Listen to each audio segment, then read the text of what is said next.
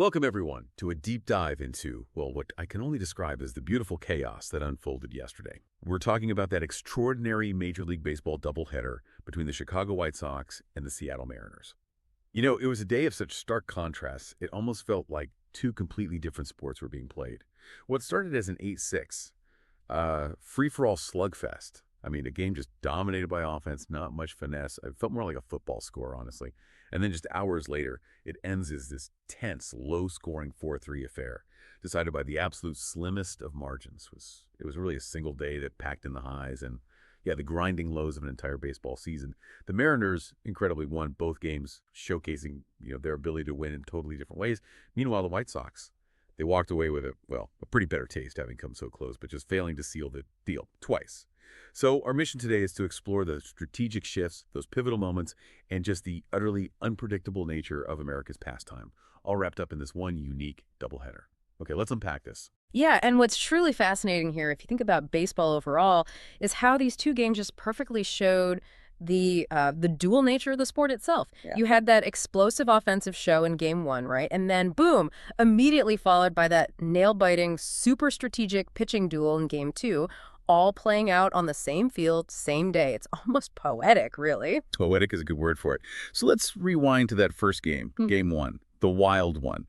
The one where the score looked more like, a gridiron clash than baseball. Mariners eventually taking it 8-6. It really was just a relentless barrage of offense. At times, it felt a bit like batting practice for both teams. It absolutely did. The Mariners jumped out early, didn't they? Flexing their power with a couple of, well-timed home runs. And that wasn't just about runs on the board. It kind of set a psychological tone. It forces the White Sox pitchers to attack, which, often leads to more mistakes. It was an early statement from Seattle, like, okay, we're here to swing. Right. But the White Sox, they were right there too, constantly pushing back. They clawed their way back into it, proving their lineup could definitely generate runs in bunches. How they managed that response when Seattle seemed to grab control early. That's a really key point.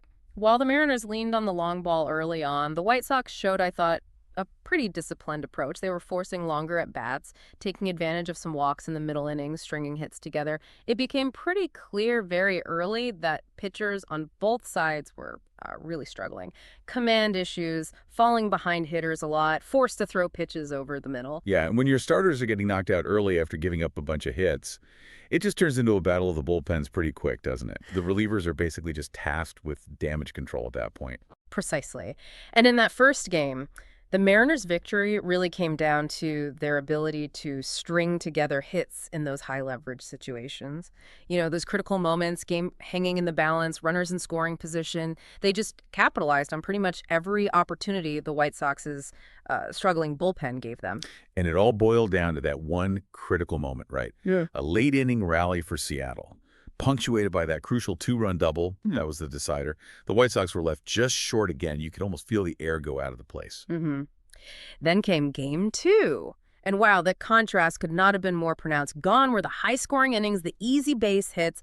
It felt like a completely different sport. It truly did. This was a classic pitcher's duel right from the first pitch. Both starting pitchers were just in top form. They were mixing pitches beautifully, hitting their spots right on the black, keeping hitters totally off balance, changing speeds, using those breaking balls effectively. They were painting corners, and the game moved so quickly because of it. Clean innings, very few base runners, just a stark difference from game one. Yeah, every single at-bat felt like a miniature battle, didn't it? And every pitch felt like it could be a potential turning point. This wasn't just low scoring. It was like a master class in pitcher-hitter dynamics. Right. You saw that constant cat-and-mouse game, pitchers using secondary stuff to get weak contact.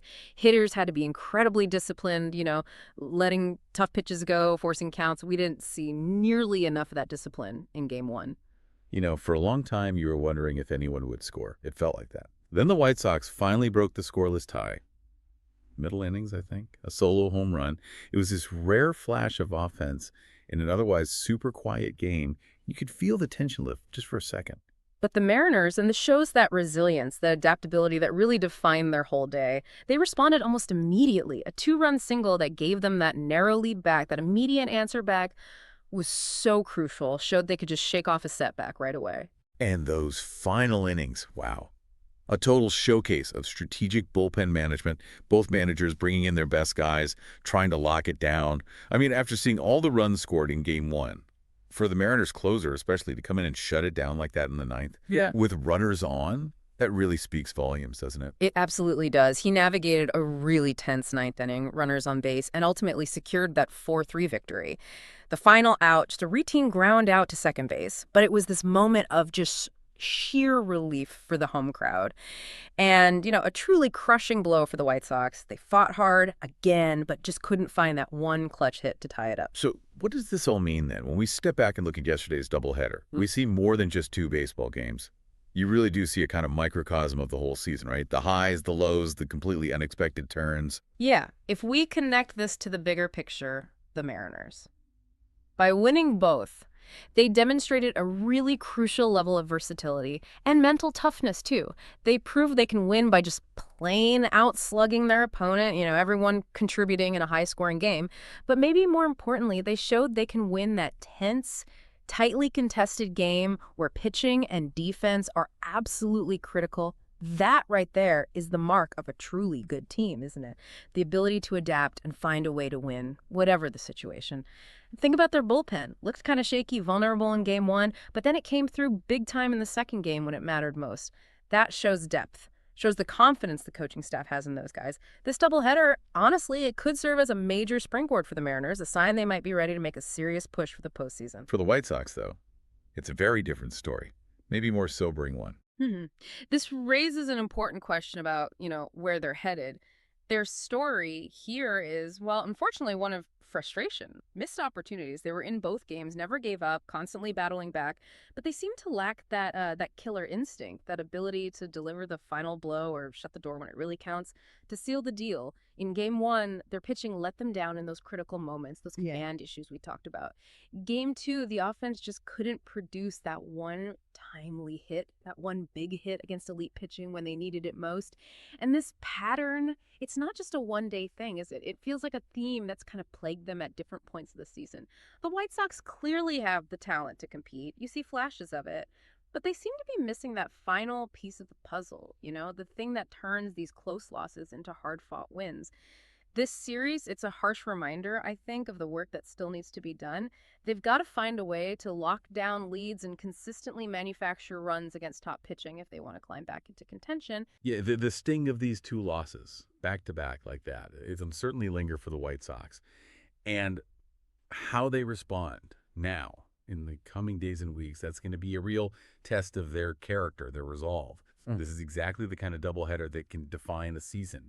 It shapes the narratives, the trajectories for both these teams.